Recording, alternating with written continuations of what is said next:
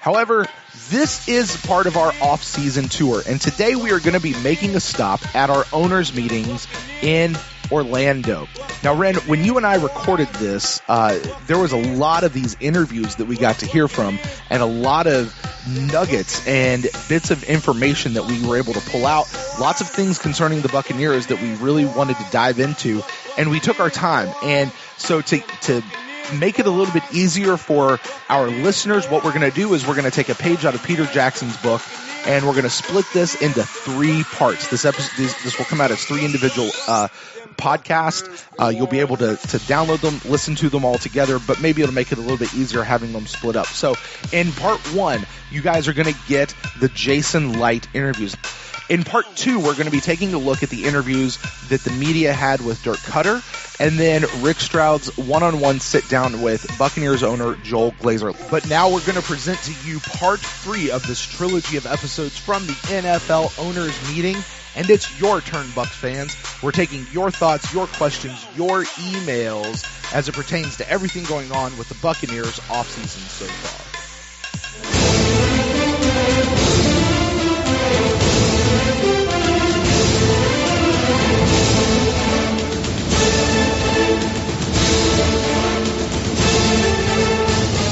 And we're back. It's time once again for our favorite segment, Ren, where we get to kind of just kick back and interact with our fellow Buccaneer fans.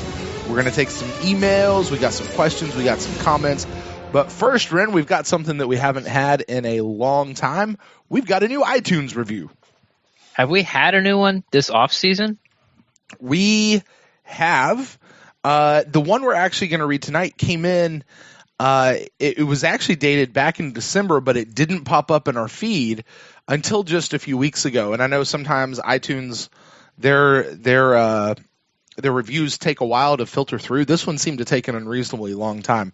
But then we had one back in January, which still was our off season as well. So we've had a couple, but not too many. But to be honest, the way our shows have been working out, we haven't been in a spot to do these, so we haven't plugged them a whole lot either. So with that, I'll go ahead and say that if you would like to leave us an iTunes review, we would love to receive that and read that on the show. It's pretty simple. Just go over to iTunes, find us in the podcast app or on iTunes if you're on your computer. Search for ThePewterCast, and you can leave us a rating and you can leave us a review. And now I will say this, Ren, we have added 6 new ratings, but only the 1 new review or 2 new reviews. So those are separate entities now. You can do one without doing the other, but we would certainly love to receive the review. And if you're not on iTunes, most likely you have an iTunes account. Just go over to iTunes, leave the review, and go back and listen to us on whatever podcasting platform is of your choice. Or if your podcasting platform allows for comments or rates and reviews, please leave that for us there too. We do check those from time to time to see what's popping out there. But for right now, this one comes to us from Chris 36421. Leaves us a 5-star rating. And nice, this one's nice. Yeah, this one's like I said, this one it's dated back in December, but it only popped up in our feed here just several weeks ago. It says this: as a Bucs fan that now lives in Jacksonville, whoop, whoop, it's tough to talk Bucs football with anyone here as everyone tries to convert me to be a Jags fan. Brent and Ren are funny and informative. I really like that they're not afraid to voice their opinion, but they're willing to hear you out without acting like Skip Bayless. I've listened all season and joined the Instant Cast chat room after the Monday Night Football game for the first time. I had fun talking and hearing a little shout out as well to one of my comments in the Mixler chat room. These two are very engaged with their listeners, which makes this a really fun podcast. Keep up the great work. Go Bucs. Cool. That was nice. I like all that. Mm-hmm. Thank you, Chris. Yeah. Skip Bayless, huh? I'm funny. We're funny. I don't know. Read that again. I think funny looking. It said Brent and Ren are funny and informative. And you could actually, if you take that out, it could be I would be funny and you would be the informative one. All right. Or you can just say Brent and Ren is funny and informative. Anyway, but thank you, Chris. Very much appreciate it. And by the way, thank you for joining us for the Instant Cast. Thank you for joining us for the chat room. Ren, this kind of goes to illustrate a little bit of what we've been saying here lately about our Instant Cast is joining us for the live show on Mixlr is something you want to do. Whenever we put that out, we usually do one after the games, but this is obviously the off season, so we don't have that. So they're a little more sporadic.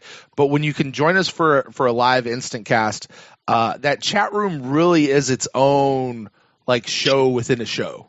Yeah, it is. Yeah, it definitely is. It's a good place to throw your views out there, what the Bucs need, or like you said, most time it's after the game. So what you saw, what you liked, what you didn't like. It's definitely a show within a show, and it's nice to get as far as a Buck fan, some place to go where like somebody like poor Chris stuck up there in Jacksonville. You can get to with other Buck fans and speak in real time, and speak more than one person at a time. And Chris, I just have to say, I 100% understand what you mean when you talk about living in Jacksonville, because I too live in Jacksonville and make that commute to Tampa quite a bit. But yeah, man, I get it. Jags fans. What are you gonna do? Are they super obnoxious now that they had a winning season? Not that I've come across. It's nobody really seems to be talking about them a ton right now. But that's just the interactions that I have. Of course, most of the interactions that I have are with moms while the children are out playing. And that's true. So, it's we're talking more about baking recipes and stuff that men don't want to talk about. So anyway, thank you, Chris, for the iTunes review, and everyone else. If you have not left us an iTunes review, please be sure to do that. The 5-star rating is always preferred, but we will read whatever you put out there. All right, Ren, you want to do some emails? Yeah. Let's do some emails. All right, first email comes in from our friend Jim, who is writing to us from Costa Rica. He's written in before. Now, this one did come in a couple of weeks ago, a little bit before all the free agency started, but we haven't had a chance to read it yet, so we'll bring it here. And I think he has, kind of a good question. You'll probably know my answer, Ren. But here's what he says. He says, hey, guys, just some thoughts about this offseason. I want to take issue with the incessant chatter about all that the Bucs need is an edge rusher here or a running back there. First, no one challenged the hashtag weapons for Winston last year when it counted. Obviously, we should have filled some holes instead of giving Winston more targets than he can handle, but no one wants to connect the dots. Once again, it's the simple fix. A stud here, another stud there, and we're good. It's been 10 years, guys. That means it's not a short-term problem with a quick fix. So what is the long-term problem? What aspects of the Bucs franchise have extended over the 10-year playoff drought to put us in this situation? Keep up the good work, Jim from Costa Rica. Thanks, Jim. Well, let's see. I don't think necessarily it was a bad thing for the weapons for Winston. I mean, looking back on it now, it didn't work out. It's not like they went heavy in free agency for weapons for Winston. I mean, all they really got was Deshaun Jackson, right? I remember they didn't get a running back. They didn't go get a tight end. That stuff came in the draft, or right after the draft. Yeah, for other weapons for Winston, where we got Godwin and we got the draft was a lot about weapons Howard. for Winston. Yeah, the draft was, but like you said, that this was sent in a while ago, and you've seen Jason Licht try to fix the defensive line since he's been here. Robert Ayers, Baker, Clinton McDonald. But we're hoping that this is the magic group. And he's been slowly building the offensive line and piecing it together since he got here too. When he first got here, they got Allie and Donovan. They brought in Sweezy. They brought in Joe Hawley. They've been keeping Evan Smith around and drafted Caleb Benenoch. So I guess a long and answer at the same short. Time, though, Ren, at the same time, we have seen Jason Licht drafted Kevin Pamphile, right? No, did he? He was part of that first class with Mike Evans, right? If I remember correctly. And Kevin Pamphile has actually now played out his whole contract and moved on to another team. Caleb Benenoch is halfway there. I just find that interesting. In talking about building the offensive line, like Jason is starting to cycle through some of his guys. Yeah, true. But the point I was getting to in the end is it for all his trying, he seems to realize that you got to win in the trenches. Everybody sort of knows that. A lot of some teams have to go different ways before you can get there, because you can't fix everything at once. You can only fix so many things in draft, how your board lines up, and all those type of things. But now that he's entering his 5th year as GM, it seems that he's got enough chances, and now he has enough ammo to finally put it together. So, like I was saying before, long story short is, the problem has basically, to dumb it down the most I can, it's just been the roster. Greg Schiano killed this roster, tore apart this roster, made it. He set the team back a few years at least for what he did to this roster. And then when Lovie Smith came in, it seems as if we're getting just players that they coached before, sort of retreads of them, and that didn't work. So talent, man. We didn't have talent for 10 years. A couple of players, but everybody else just wasn't good. And you could go back to see when other teams when we would release players and no other player, like ex-Bucs, wouldn't get signed to free agency contracts or high free agency contracts. So, but he's doing it right now. He's keeping the guys that would command big dollar on the market. He's keeping them in house, and the guys that aren't making it, as you've kind of seen. I think we wanted to keep Mike Glennon. I guess he was the biggest, most recent free agent signing as far as a huge deal. Chris Baker got $3 million, half of what he got. I'm not sure what Clinton McDonald got with the Broncos or Kevin Pamphile, but it wasn't like one of those eye-popping deal breakers where people are like, whoa, oh my God, can you believe the money they got? So, I mean, yeah, I think the biggest problem just has been talent, but I think Jason Licht has been slowly building that talent and keeping the core guys here, which I like. Yeah. One of the things that you said it just a few minutes ago, I think Jim alluded to it here in his email. One thing to talk about, you can't fix everything in 1 year. You can't fix everything in one offseason. Sometimes it takes multiple off seasons. Well, we're in that spot where we now have the multiple off seasons under our belt. We're on the backside. So we've got to be getting close to that spot where between free agency and draft, we're finally plugging those final holes. Right? And it feels like, and I'm just saying it feels like we might be there. Now, it kind of felt like this last year, but is it fair of me to say, Ren, that this year feels different, though? Yeah, it does. It does. It feels like I've been wanting to do that. Sorry, I don't know what I'm doing. This year's, I guess, free agency class feels more of the guys are going to do the dirty work. The guys are going to carry the water. Past free agencies, it felt like it's like we're one player away. Okay, there he is. We got him. Like we're only one guy off on the defensive line. Okay, Chris Baker. Okay, good. We got him. And it might have been us as fans. I know I'm definitely guilty of this, of thinking that these guys are better than they were. Once again, especially along the defensive line. And things haven't worked out. It hasn't been an easy road for Jason Licht. If ASJ, Austin Sperrius Jenkins, wasn't a noodlehead, we'd never have OJ Howard. Yep. it'd be the two tight offense would have been ASJ and Cameron Brate. Look at J.R. Sweezy. He missed a whole year and then underperformed. Robert Ayers was kind of run of the mill.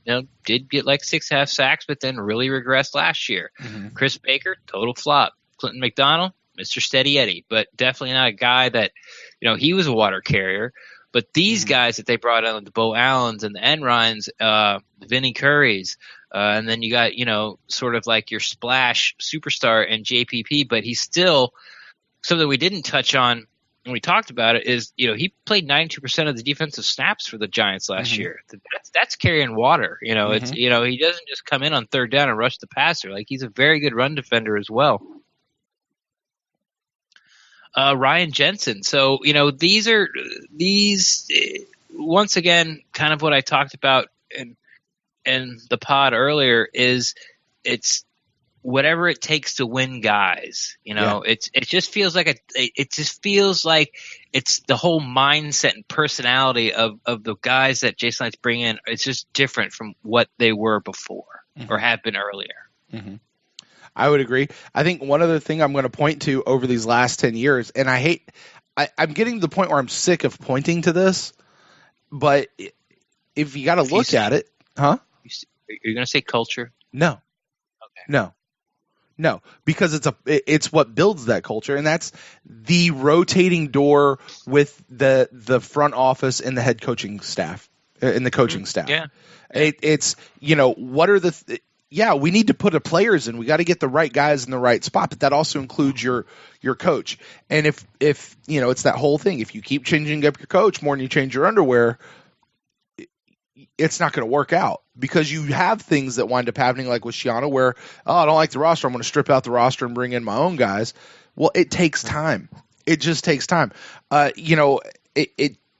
Buck fans, if you please listen to my voice, a lot of people are on, well, how did Sean McVay go over? Where'd he go? He go to the Rams? Yeah. How did he go over and change the Rams in 1 year? Or how did dude who went up to Buffalo go up there and do so much better with Buffalo? Or how did the guy with this team go out and in his first year did so much better with that? And here we are in our second year and we're regressing. Listen, guys, theirs is 1 year. It's just 1 year. You've got to wait. Let's talk about the Rams in a couple of years and see where they are before we can judge that. And same thing here. Like, you've got to get into those deeper years of a particular system before things, before you can really actively judge. And it's that same rule, Ren. You and I have both said, and I will continue to say this, I am reserving all judgment on this free agency class, even though it feels different. It feels good. All this stuff, I'm reserving judgment on this class until about the midpoint of the season, maybe week 6 at the earliest of the season, before we go, that was a good signing, or that was a good player, or that was this. I'm just reserving that kind of judgment for the season. I think you have to do the same thing with the coaching staff over a much longer term. I'm going to reserve judgment on Coach Koetter, for me, really, until he gets to the end of his first contract. Until he has that 5-year window under his belt. If he gets that 5 years. We'll see. So, yeah. But I think that's more of a long-term problem than just about anything else. So, Jim, thank you so much for your email.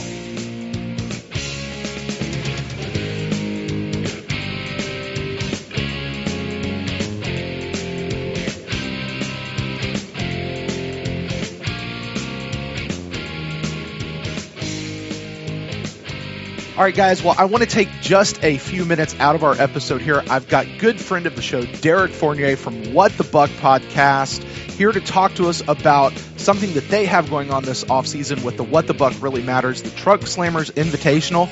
And I've got my own little kid here because this is benefiting pediatric cancer research. Derek, talk to us about what the Truck Slammers Invitational is all about. Sure. We for a long time thought at some point we would grow to the point to have a golf tournament, because they're always a big fundraiser. And 4 years ago, we started this. All of the proceeds go to the One Voice Foundation, which you guys have heard us speak about, a foundation right here out of Brandon, who's really on the leading edge for pediatric cancer research, advocacy, and support of families, not just the typical things you see supporting families and the extended family, because once a child is diagnosed with cancer, it's not really just the child, it's the entire family. It's the brothers and sisters who maybe don't get to go to Taekwondo. It's them not being able to go to school because they have to have their treatments. So One Voice really does a great job of connecting the entire family to whatever support they need to continue moving forward while they try and fight this disease for the child that happens to be diagnosed. But additionally, lobbying in state and federal environments, because only 4% of cancer funding goes to pediatric cancer, and setting up the first ever pediatric cancer school right here in Tampa Bay, where kids can go to school regularly and get their treatment right there side by side. So they're an amazing group, and we figured what better way to raise funds for it than by having a lot of fun on a golf course and acting like idiots. To do that, you guys are having a big golf tournament. That would be the Trunk Slammers Invitational part. Talk to us about what this is and how people can get involved to help out pediatric cancer research with One Voice. Sure. Like we say, it's sort of like a combination of a tailgate and a golf tournament. We don't expect any PGA golfers out there. We're having it April 21st right here in River Hill Country Club in Brandon, or I guess strictly speaking, Valrico, Florida. We'll be getting out there by 11:30 in the morning, having some lunch, getting together, and then going out there and having a great time. We have drink holes about every 3 holes. We've got a loudmouth contest for people to dress up. It's really a great time. We have a lot of on-course activities to keep people having a good time, because this is a very heavy subject. And, our celebrities aren't football players, so we have some of those coming out. We never advertise that. Our celebrities are the kids that are going through treatment. We want you to connect with these kids and get a feeling for what real bravery is, watching them go through these things with a style and grace that, to be honest, I don't think many of us adults could muster. So, again, it's the 21st. We still need players. We still need sponsors. We still need everything you can imagine. We raised over $30,000 last year. We're trying to get to 50 this year. It's going to be tough. We're over 100,000 in total to One Voice, but we need everyone's help if they can provide it. That sounds great. And for those of us like me who don't play golf, Derek, but maybe we want to be a part of the event, how could we also take a part of this? Man, that's a great point. Thanks for asking the question. So you can always make a donation. There's a donation tab right there. The sponsorship obviously doesn't require you to play golf. We have sponsorships as inexpensive as $250 for a whole sponsorship, and we had a sponsor who was matching those for a while. We still have a couple of those left. So every $250 you donate gets doubled to $500. But additionally, we have party tickets. So if you don't golf but you want to come out and maybe get a chance to buy some of these amazing raffles that we've got put together, you can buy a dinner, come out and have a wonderful dinner with the folks after the round. We'll do the raffle afterwards. You get to meet some of the people and hang out and have a great time. Those tickets are online at the website as well. All right, and they can do that. They can find that website and everything at whatthebuck.net. You guys go over there. If you play golf, or even if you don't really play golf, sign up, register, either do the party ticket, sign up to play golf, or become a sponsor. However you want, just get involved. What the Buck really matters. The Trunk Slammers Invitational Golf Tournament. This is the 4th annual one. It's April 21st. That's a Saturday at the River Hills Country Club. Derek, thanks so much for your time, my friend. Hey, thank you very much, guys.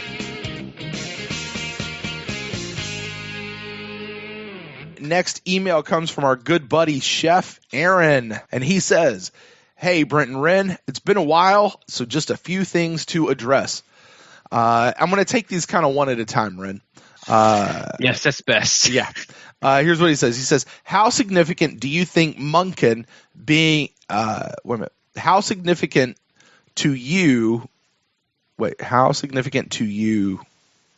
do you think Monken being more influenced in Koetter's offense will make this team being more of an influence in Koetter's offense? How significant is that going to be? He says, especially in the end zone. In my opinion, I think it's going to be a great help, especially after reading Trevor Sikkema's Cover 3 on Monken a few months ago. You can find that at pewterreport.com, where he went on to say that Monken's offenses were pretty damn good. I kind of think Monken should have been a more prominent role in the offense last year, but his job was coaching more wide receivers. Well, we talked a little bit about this, in the show. The first thing I'd like to say is we don't know exactly how involved he was in the offensive game plan. Like, we obviously didn't call the plays, but, as far as we know, the whole entire game plan might have been his. But at the owners' meeting, which we talked about, that Dirk said that Monken will have more. It seems like he's going to be the guy that's going to put together the scheme. He's going to put his little twist on it.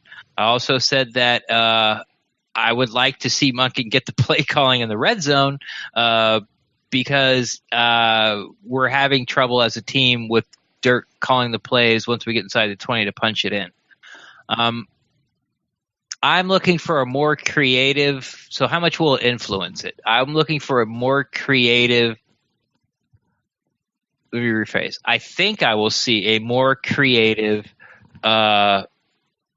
play design and style than what we've seen thus far as Koetter as the OC/head coach.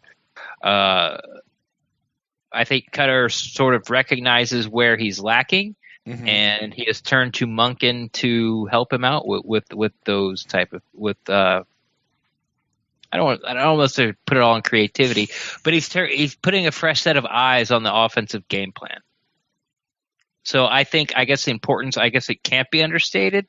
But then once again, I think we have to go a full year before you can sort of judge it. Mm-hmm. We come out and blow somebody out, 35-17 week one. I'm not going to be going, oh, Monken, because I remember that sounds familiar. yeah. I remember a couple of Bucs opening games. The Bears game last year. Oh, I'm talking like Steve DeBerg type games where the Bucs blew somebody out 42-10, and you're like, holy cow, look at us go! And then we don't score 42 points for the next 5 weeks combined. So I'm going to wait till the end of the year before I can really get a beat on how much influence. But I can tell you I'm excited, and I'm looking forward to seeing it. Mm-hmm. I'm with you on that. I think it's going to be fairly significant. Monken's influence in Koetter's offense. Obviously Monken was tied down these past couple of years being here, even though he was named as the offensive coordinator, where he had the wide receivers, and dude talked about that. Koetter talked about that. There were times when he had to be in with the wide receivers, and now he's going to be able to walk around. I mean, that's been the whole point of moving him to a full-time offensive coordinator role. Right. So, the fact that he's going to be around, and Koetter, we talked about this earlier, but Koetter talked about the fact that Monken's going to be able to go and put his own spin on things. That sounds positive to me in that, Monken's going to have some say in what happens. I'm interested, Ren. You bring up a good concept of the idea that Monken might take over the play calling in the end zone. I'm not going to hold my breath for that to happen. Oh, I don't think it's going to happen either. Yeah, but it certainly brings up an interesting idea.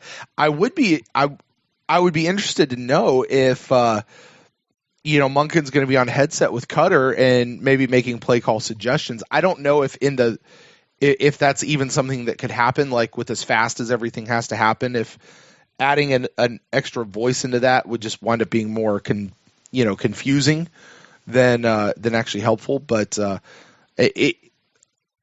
I think it'll be significant for sure.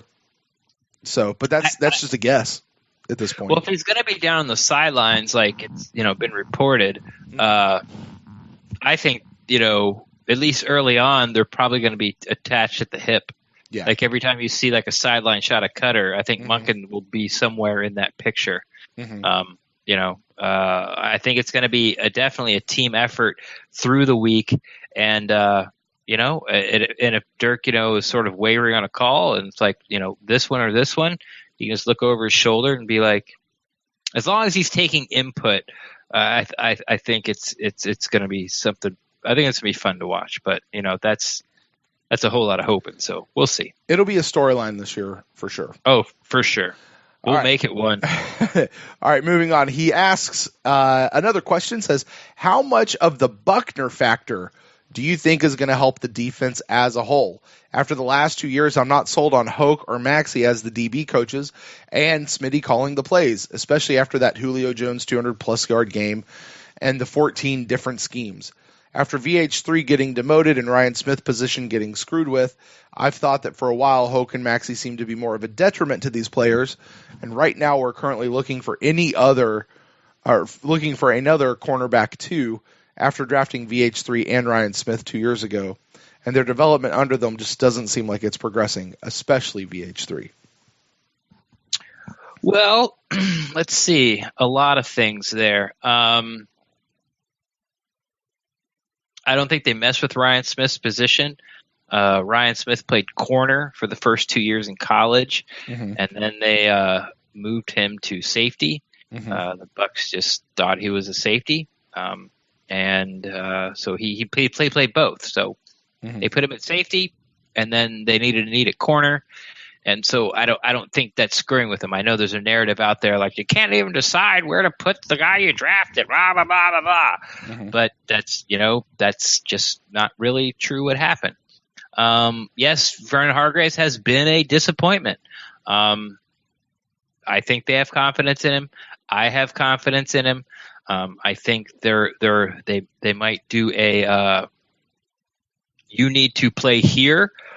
He needs to play press man. Let's just face it. He needs to play press man outside corner. All this cushion he's giving up, it's just not. It's just doesn't work, and everybody knows it doesn't work. He knows it doesn't work. I don't. There's some kind of disconnect because like we don't know exactly what they're telling him, and he doesn't, and we don't know if they're telling him to do these things, and he's just not doing it. So there's some sort of disconnect there, and hopefully it gets figured out. As far as the defensive backs coaches, being a hindrance, those guys know more about how to coach defensive backs in the NFL or in football. They've forgotten more about it than I'll ever know. So if you're going to be someone who sits there and reports on how they can't develop a young corner, then I would point to Judah J-Barima. I mean, I know he's not on the team, but he played. Everyone was super happy with his corner play when he was on the team. Then he got hurt, and they went to Javian Elliott. Everybody was super happy with Javian Elliott's play. Ryan Smith, you can say, "Whoa, you haven't developed Ryan Smith." Well, where was Ryan? Where did he start? Like, show me what if you're going to do it like. As far as numbers go, like show me where he started on the chart. When Ryan Smith came into camp, he was what, a 30, a 50, a 60? You know what? You don't know because you don't watch tape. So all you know is that he switched from safety to cornerback, and he didn't play very good cornerback. But from day one when he walked into camp when he was drafted, he might have gone up 30 points. He might have improved the defensive back coaches might have improved Ryan Smith already by 30 points, but you have no idea because you have no idea where the starting point is. So don't start yelling about how people don't know how to develop a young corner just because Vernon Hargreaves has been a disappointment. That's the only thing you got on that whole entire conversation. Obviously, Aaron, I'm not talking to you. You know exactly who I'm talking about. Sorry. So what were we talking about? What's going on? Rin just had to get something off his chest there. That nerd is just fucking killing me, man. Yeah. And, and he yells and he screams, "Prove me wrong. I'm proving you wrong, you little fat toad." So how much of the Buckner factor do you think is going to help the defense as a whole? Too early to say. Yeah. Obviously, it's a different style. It's going to be exciting to watch. He does have a reputation of getting the most out of his guys. I think every fan would love to see that, but he hasn't stepped foot on the field. His resume is great, but so was Jay Hayes, kind of, sort of. But it can't get any worse. Right. I want to address the other coaches and then come back to Buckner real quick. Chef says he's not sold on Hoke and Maxey as DB coaches, and Smitty calling the plays. Listen, I don't know about any of those guys. I'm actually more comfortable with Smitty than I am with Hoke and Maxey. Mike Smith is a two-time NFL Coach of the Year. Exactly. I feel more comfortable with Mike Smith. If I had to pick between them, I'm still a little shocked that Jay Hayes is the only real coaching change we've made this year. I know we could talk about Todd Monken, but as far as releasing somebody from the team and getting somebody else to come into that position, right? because if there was somebody else, you might actually look at this Hoke and Maxey thing. However, you make some good points of as far as not knowing where some of these guys started and what's happened with some of the other guys. But I am also reminded of something that we've said on this show quite a few times, though it doesn't seem like we've said it recently. The defense is one of those units that it's hard to go, oh, let's look how the line's playing, and then let's look how the linebackers are playing, and then let's look how the cornerbacks are playing. Let's look how this, and take them all as individual positions. Like, the whole thing has to work in concert. If the up front is working really well, it's going to make things way easier on the back end. If the back end guys are working really well, it's going to make things easier on the front end. Like, they work in synchronous concord with each other. Yeah. And, if we all loved Mike Smith 2 years ago at the end of the season. If we're saying that we don't trust him after this one season, but we also look and see how bad the defensive line was, and then, oh, by the way, some of these other guys in the back end weren't performing super well, it's a give and take. So if Buckner can come in and solidify this line, especially given the new pieces that he has on this line, that should, in theory, help out the guys in the back. So, I think the Buckner factor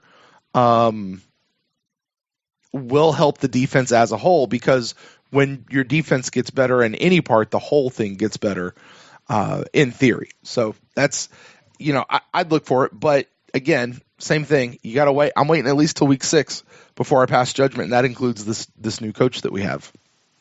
Yeah. Yeah. I'm still pissed. I don't even know where that. Well, I know where it came from. I didn't think I was going to bring it up though. Yeah. So you're right. If you think Ryan Smith was such a terrible cornerback, which I admit he was not great. I think the first place you look at a young corner, especially someone who's taken in I think it was 5th round. Ryan Smith was a 4th round pick. Somebody who's taken in the 4th round from such a small college. Mm-hmm.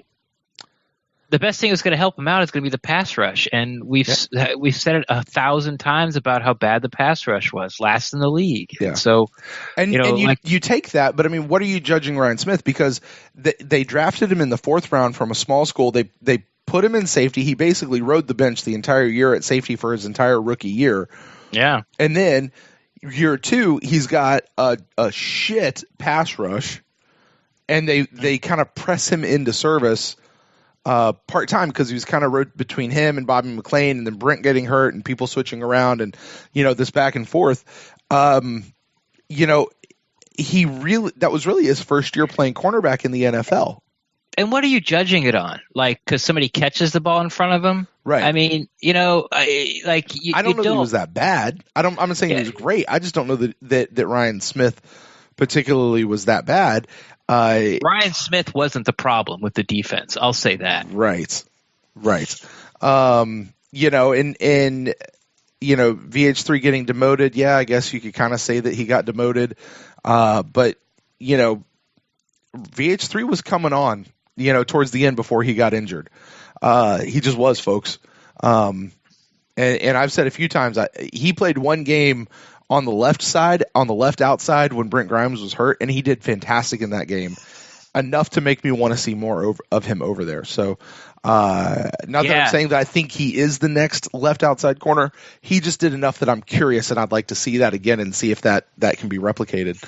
But anyway, overall, I think Buckner is going, if this line improves, it's going to help everybody in the secondary. Ryan Smith, Vernon Hargreaves notwithstanding, it's going to help everything as a whole. All right, one more thing. He said, and we've kind of actually already answered this a little bit. I said, lastly, if Light has another great draft and Dirk and his coaches still fail, do you see Light returning to the team next year regardless of the win-loss record this year? Light has drafted the talent and found undrafted talent to warrant him a second contract, in my opinion. Light isn't the coach, which some fans seems to forget sometimes.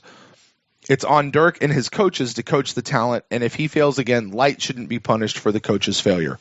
Can't wait for the draft. Go Bucs. Sent from my iPhone. Yeah, we did talk about it. Two things. One, we don't think it's playoff or bust for either of these guys. Mm-hmm. Two, that they're not attached to the hip. Right.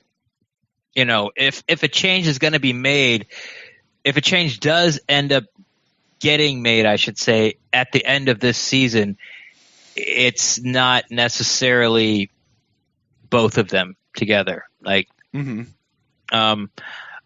I think it'd be really personally, I think that Jason Licht has probably been the best GM the Bucs have ever had. And that's like getting talent together, mm-hmm. Improving the roster, his drafts, his free agency, which are not as strong as his drafts. But also you got to take into account be able to sign his own players and keeping that healthy cap. Yeah. That's something that I just like his patience. He sets a number and he doesn't go past that number. And there's so many different scenarios or even things that have happened in the past that we can point to where he has gone after somebody, but the price just became too high or didn't what he wanted to pay, and he backed off. And mm-hmm. You know what? He's not going to mortgage the future of the team. He's always building for the future. He's not going to mortgage it just for a quick fix because they think they need this one player. If it's not for this one player, we're not going to win a game. He just doesn't fall in love with that. He keeps a smart, sound head, and I just think he's really good at his job. So I've got a question for you on that, Ren. Because sure. I've said the same thing. Jason Licht could be the best GM that the Tampa Bay Buccaneers have ever seen. In order to say that, you also have to include Rich McKay in that conversation. Mm-hmm. Right. Rich McKay put together the Super Bowl winning team. Rich McKay, who brought together the iconic players. Brooks, Sapp, Lynch, Allsop, Barber. Of what we hope will one day go on to become the Buccaneers silver era. Because it will be eclipsed later on. Do you still? I mean, thinking that through, do you still? Do you want me to say why I put Jason Licht above Rich McKay? Well, I'm asking, do you put Jason Licht above Rich McKay? Yes, okay, I do. Well, and because there was the last thing I brought up was the cap. The cap, yeah. They had to let Sapp go. Mm-hmm. They basically just said, Derek Brooks, you're going to walk. Mike Allstott, you're done. John Lynch, you got to go. It's just he put him in a cap space. And there's a story out there, which I believe is that Bill Parcells was going to be the coach of the Buccaneers. Yep. And then sort of like at the 12th hour, someone close to him went, have you looked at their cap? Like, mm-hmm. I know you're going in there and you got all these guys, the guys we just aforementioned. But they can't pay him, and mm-hmm. they're not going to be able to pay anybody else. And Bill Parcells took a look at that and said, "Yeah, left him at the altar. Said thanks, but no thanks." So yeah, that's why I put Licht above McKay. And yes, I understand. I mean, you could go blow for blow. I mean, let's do it. All right. Who drafted a better quarterback, McKay or Licht? Licht. Who drafted a better wide receiver? In all fairness to me, I became a Bucs fan a few years into McKay's reign, and I did not follow the team nearly as closely then as I do now. Mm-hmm. But I'm going to go ahead and say Licht. I'm going to say Mike Evans is probably better than any wide receiver that McKay ever drafted. Yeah, or the Bucs probably ever had. Right. All right, so let's do some pro McKay. Okay, safety Lynch. Sure. He's probably he wins there. Yeah. Defensive line across the board. Yeah. I mean, yes, they put them together. But then you go to Brooks, but you got Brooks at linebacker, right? Mm-hmm. But then you got Levante David and Quan Alexander. Right. You got O.J. Howard. You got Alley. Yeah, but Rich McKay got Joe Juravicius. Didn't draft him. But he signed him. Oh, we're going to find players. Okay. Simeon Rice. All right. Deshaun Jackson or Joe Juravicius? Who's a better player? Ooh. Yeah. I still like Joe. Yeah, he's hard not to like. Yeah, I just because I like saying his name. What team had better tight ends? It's such a funny named position. Sure, let's go with it. So, but I mean, you certainly could make the argument either way. It's close. Yeah, it's close. Yeah. You know, if you draft or free agency, it's going to be hard for me, I think, to back up the idea that Licht has been the best GM that we've ever had, without a playoff appearance, and then you could even move that to a playoff win, and you could even move that to at least a conference title.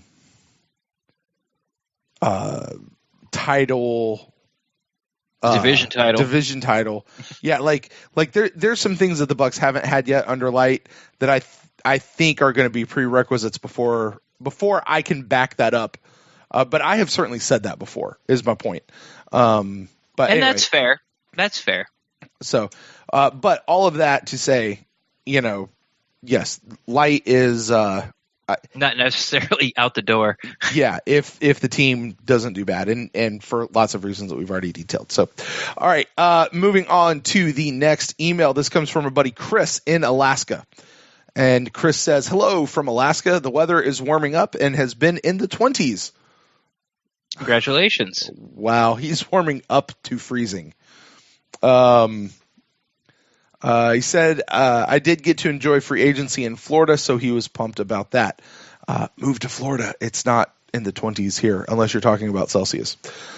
He said, so far I've been very happy with the way the offseason has gone, promoting Todd Monken to the walk-around OC, hiring Brinson Buckner, promoting Skylar Fulton to the wide receivers coach, signing and trading free agents that have been great. One thing I did notice was that this team was patient and did not feel that they were in desperation mode. Desperation leads to overpaying running backs like McKinnon. I think Jason and his team did a great job of finding players that fit a certain theme that just wasn't who is the hottest free agent on the market. It was more of what these players had to go through to get where they are, and will fight to the whistle. Would you call that, Ren? Never say die attitude. Never say die. Yeah. Win at all costs. Win at all costs. That was it. Win at all costs. He says, I'm very interested to see how the draft plays out in the next 3 weeks. There are a bunch of scenarios that could happen. I still feel as if the Bucs don't get Nelson or Chubb, they should consider trading back and recouping that third-round pick to better fill in some remaining holes. I think we're in agreement on that. And it doesn't necessarily just have to be the number 7 pick that they trade back and recoup that third-round pick. They could trade back their second-round pick and recoup a third-round pick. True. I would really like to see the Bucs go after Alex Kappa in the third and give him a try at right guard if we don't get Nelson, and get a third-round pick via trading back. What do you know about Alex Kappa? This is a relatively new name for me. He's sort of, I guess he would be everyone's third. I don't want to say third best guard, but he's everyone's third favorite. You got Quentin Nelson, and then you got Will Hernandez, and then right there you got Kappa, and they all have that. They're just those mean, nasty road grader types. Not technicians. I think Kappa. A lot of people said he has the nastiest tape like people have ever seen. Oh, really? But there's a lot of but he's not the ultimate size and blah blah blah. And sometimes he doesn't win everything. You know what I mean? There's lots of things that go into it. But as far as someone who just likes to pile drive you and then rub your face in the ground while they're doing it, and then kick dirt in your eyes, and then when you try to get up, they kneecap you with a baseball bat. That's kind of like what that guy's game tape's supposed to look like. There you go. He says, I agree. I think Sweezy is as good as gone once he's healthy. If the Bucs wait until after June 1st, they would still have dead cap. So if they release, he's asking a question. If the Bucs wait until after June 1st, would they still have the dead cap money if they released him? My understanding is if he was cut before June 1st, the hit would be about 1.5, but after June 1st, no dead money, but I could be wrong. Oh, I just closed that window too. Give me one. Yeah, there's something about this June 1st designation. I'm not entirely sure. It doesn't. It's not for all players, mhm.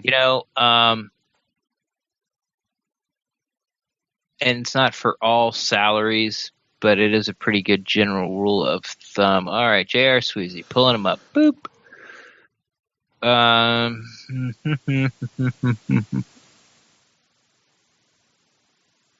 Ren's looking. He's looking. Yeah, sorry. This is what we call dead air. He's looking. All right, this is what Spotrac tells me. That he's due $6.5 million. He's got a signing bonus of $625,000, which makes the cap hit $7.125 million. Now, if they cut him, the dead cap is $1.875. Okay. But basically, what that frees up is, what everyone's saying, roughly about It's about 5.5. Yeah, right? about $5.2 million. So we'll take a cap hit of 1.8. I mean, this is what it tells you. It doesn't really say anything about June 1st or anything like that. So I really don't know. That's all I know as far as the Sweezy situation goes. If they let him go, they'll save basically $5.5 million. And if that changes at June 1st, I'm not sure. Yeah, but they're not going to do anything until he's healthy. They'll keep bringing him back. He asks, what are your thoughts on how the team should go about the draft? We've talked about that quite a bit. Ren, you want to recap that just very briefly? Best player available all the way. Well, we've talked. It's the big three: Nelson, Chubb, and Barkley. After that, they have some other guys in mind. Maybe Denzel Ward. Maybe who's the guy? Derwin James. I would like to see a trade down. If they don't recoup that third round pick, they're going to have to go running back somewhere before the fourth round. So that means they have to take him in the second round. Then after that, I would like to see some defensive backs, possibly another running back, and it sounds about right. And then maybe at the last pick, get a kick returner, a number 5 wide receiver, some speed. Try to upgrade Bobo Wilson. There you go. That all sounds good to me. I'm going to take a different approach to answering this question, and I think the Bucs should go about this draft by keeping every option on the table. Yeah. I mean, trade up, trade down, stay right where you are in every draft or in every round with every pick. And, in general, take best, it's whatever that weird matchup is between best player available versus positional need on the team. Yeah. First where you got the player ranked. Yep. So, but I definitely think keeping every option open, no matter which way it is certainly something to look at, and that's exactly what Jason's going to do. He's going to move somewhere. Yeah, he has just about every year, hasn't he? Yeah, I think so. I don't know if he did it first year, but every year after that he did, and I think it's really killing him. He doesn't have a third round pick. Yeah. All right, he has one more question. He says, also, do you think the NFL should have a timeline of when investigations are started, as they should have X amount of days to finish the investigation? To me, it seems like they have a division of investigators dedicated to doing investigation, but yet they are taking so long to get it done. It's very frustrating, and why the NFL drags their feet. It's really unfair to the team and to the players. I'm also not a fan of how much power Goodell has as commissioner. As always, go Bucs. Chris from Alaska, sent from my iPhone.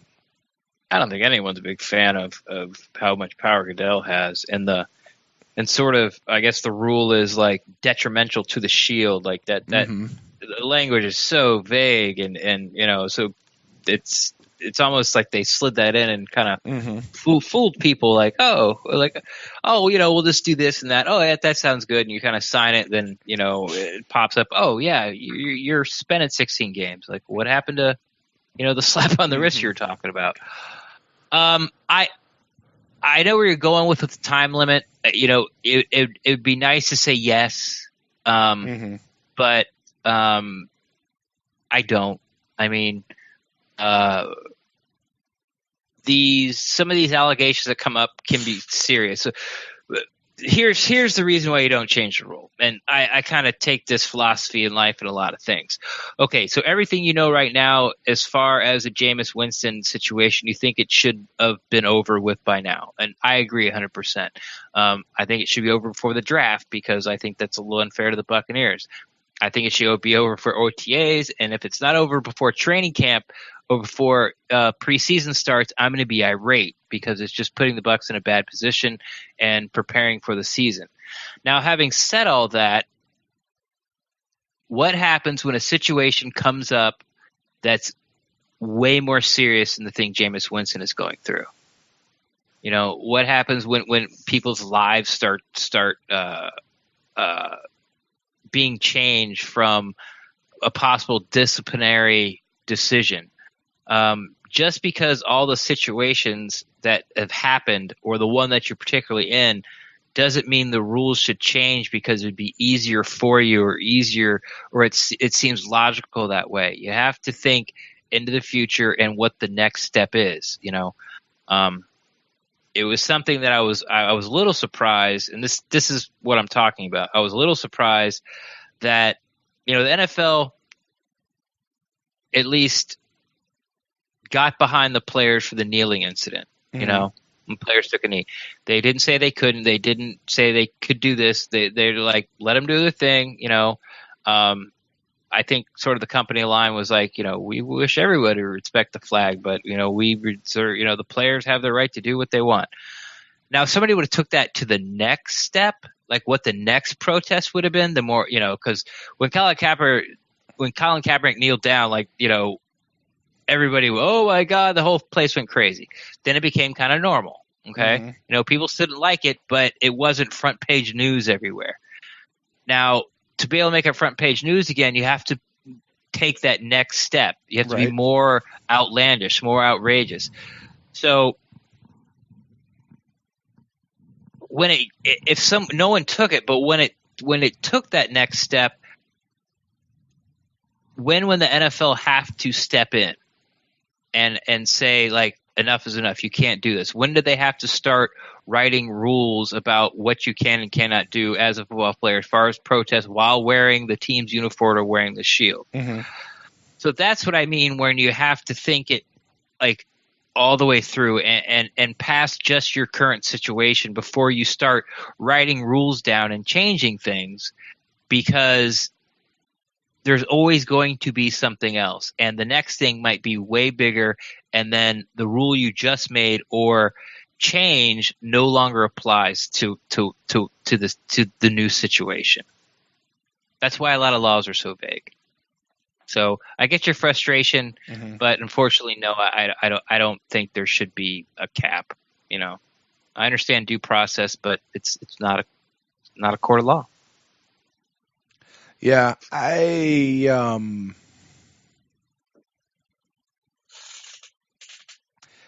don't know.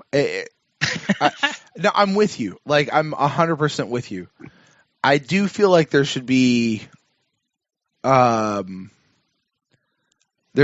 sort of a guideline with the ability to shift it. Like investigations ought to be wrapped up within 90 days unless cause can be shown to extend it, just to keep the process moving. I mean, it's for what it's that whole idea of due process, just to keep it moving. But I understand everything you're saying, and that's why I say like that. Like there are sometimes investigations just take a long time for one reason or another. Agreed. Right? But I think I understand what you're saying, but I think, and I'm just going to sort of jump in here, but I think your idea that's sort of when things get just too convoluted. You might be right. You might, it's like, okay, 90 days, unless this. Well, guess what? They're going to do everything in their power to make the unless this thing legal, so they can go past 90 days. So then they're going to write a new, they're going to put a new amendment to it. Well, 90 days unless this, but you can't do this. Well, then they'll find a new way to wiggle around it. It's Right. just it's not life or death. It's just football. Mm-hmm. It's some guy did something stupid, allegedly. Just let it play out. Yes, I understand it messes with your mojo and your chi, but when you start, less government is better government. Mm-hmm. So what you're saying is Roger Goodell for president? No, Ron Swanson for president. Yeah. So thank you, Chris, for your email. I do not like the fact that Roger Goodell got his commissionership extended. I would have liked to have seen somebody new in there. I don't mind. Well, what's it hurting you? No, honestly, I don't think he's been great for the game. I don't think Roger Goodell has helped to lead the NFL into the modern era as far as, like, we keep hearing about how the NFL is losing viewership. It's not just the NFL, it's every sport. And it's because we as a society don't view sports, we don't consume sports the way we used to. And right. The NFL is locking stuff down. They're not making steps to keep in time with how things are changing. I think they're exploring it. I mean, they're putting games on Amazon. They're putting games on Twitter. Yeah, but they're still very locked down with everything that they own and all these things. Yeah. And it just you've got to. I think in the modern world, it's their money, nobody else's. The fact that they can spend so many millions of dollars on this, I can't. It's hard for me to yell at them for spending money because their world is so much different than mine. But, I would have. I don't know. That's just my own opinion. But I'm way outside the circles of how all that works. So I am not a good person to say definitively whether or not Roger Goodell should have been back or not been back. It's just my feeling that I had. All right. Okay. Moving on, we have one more email. Very quick, very short. This is from our friend Gene over at the Buck What You Heard podcast. Gene sent an email. Yeah, you guys check out his show Wednesday nights about 10 o'clock on YouTube, youtube.com/Buck What You Heard. And he says this. Did Jason Licht give us any ideas as to whether or not they are still looking at available free agents? Is that the only question? Yep, that's it. Oh, well, yeah. Are they still looking at the available free agents? We didn't touch on it, but it was a very quick line. Someone asked him almost that exact question at the owners meeting verbatim, and he said that we're always looking. He said no team is ever done. Yeah, there you go. I'm always looking. Looking. But I think what Gene might be sort of asking about is, is he still looking at running backs or safeties or corners or I think once the draft is done and sort of this Sweezy thing gets settled and they kind of figure out after the draft picks are signed, they kind of figure out exactly how much money they have left. That's when sort of the third wave of free agency starts. That's when we, brought in a TJ Ward last year. I'm really hoping for a safety, one of these veteran safeties. And, and I thought it was really going to be possible till the JPP trade. Now, I'm not upset about the JPP trade. I'd rather have Jason Pierre-Paul than than one of these safeties out there in free agency. But, they're really in now a wait and see mode, and it's just time. They got to get drafted, and you got to get these guys signed, and you got to figure out Sweezy, and you got to, then you got to re-crunch the numbers, and then you can go look. So, yes, the official answer: we're never done. We're always looking. Yes, but right now the money's not there, and you're not going to know exactly how much you have until after the draft. Those guys are signed. Yeah, they're always looking, but for the most part, they're done, and that's why we did the instant cast when we did. I can't say now that free agency is over because it's not over. Free agency will continue. The majority of their moves is done. There might be a no name guy here and there. It's possible you'll get somebody who gets released really late, like a TJ Ward type situation, only hopefully they wind up better than TJ Ward did. That'll occasionally happen as well. But for the most part, free agency has the free agent class is fairly well set with what it is right now. So, right. And if somebody, if it comes to a point where they really want to go get somebody, they can cut somebody. There you go. Not a lot of these Buccaneers contracts are guaranteed money. So, what I mean by, like, I should say, dead cap space. Mm-hmm. So it's if you really want to get somebody, you can shake somebody loose.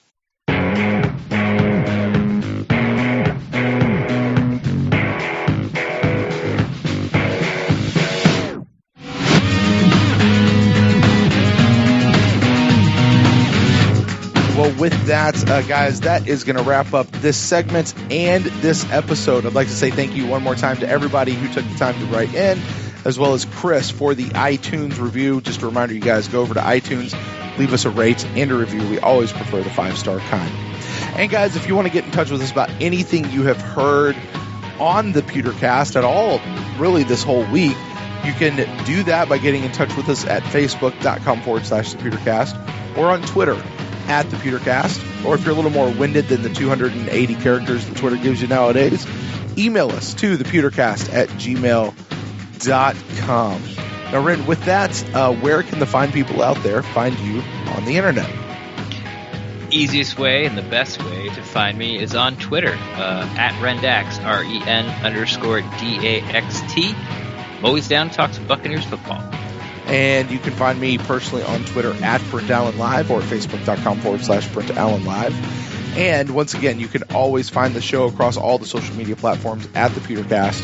And email us to ThePewterCast@gmail.com. Well, guys, that's going to do it for us this week.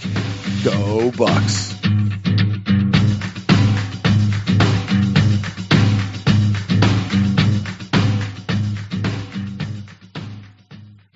It's 3 a.m. in the morning. Let's go to bed. Not together, but individually.